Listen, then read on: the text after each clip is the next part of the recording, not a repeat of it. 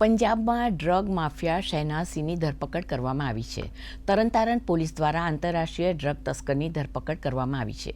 શહેનાઝ કોલંબિયાથી માંડીને અમેરિકા અને કેનેડા સુધી કોકીનની તસ્કરી કરતો હતો. પંજાબના ડીજીપીએ પણ આ સમગ્ર માહિતી સોશિયલ મીડિયા પર શેર કરી હતી. આ આરોપીની અમેરિકન એજન્સી પણ લાંબા સમયથી શોધ કરી રહી છે. ડીઆઈજી સ્વપન શર્માએ જણાવ્યું કે આ મોસ્ટ વોન્ટેડ ડ્રગ તસ્કર હતો અને શોન ભિંડરના નામે જાણીતો હતો.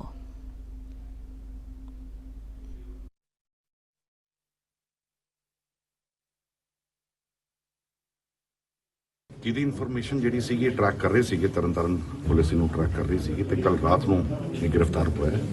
ਇਨਵੈਸਟੀਗੇਸ਼ਨ ਜਿਹੜੀ ਹੈ ਉਹ ਬਹੁਤ ਇਨੀਸ਼ੀਅਲ ਹੈ ਤੇ ਇਨੀਸ਼ੀਅਲ ਇਨਵੈਸਟੀਗੇਸ਼ਨ 'ਚ ਜਿਹੜੀ ਚੀਜ਼ਾਂ ਰਿਵੀਲ ਹੋਈਆਂ ਉਹ ਤੁਹਾਨੂੰ ਬਰੀਫ ਆਪਾਂ ਕਰਦੇ ਹਾਂ. ਤੇ ਇੰਪੋਰਟੈਂਟ ਚੀਜ਼ ਇਹ ਹੈ ਕਿ ਇਹ ਪਰ ਵੀਕ ਕੋਲੰਬੀਆ ਸੈਂਟਰਲ ਅਮਰੀਕਾ ਤੋਂ 600 kg ਆਫ ਕੋਕੇਨ ਜਿਹੜੀ ਸੀਗੀ ਉਹ ਕੈਲੀਫੋਰਨੀਆ ਰਾਹੀਂ ਵੱਖ-ਵੱਖ US ਦੇ ਸਟੇਟਸ ਤੇ ਕੈਨੇਡਾ 'ਚ ਇਹ ਡਿਸਟ੍ਰੀਬਿਊਟ ਕਰਾਉਂਦੇ ਸੀਗੇ.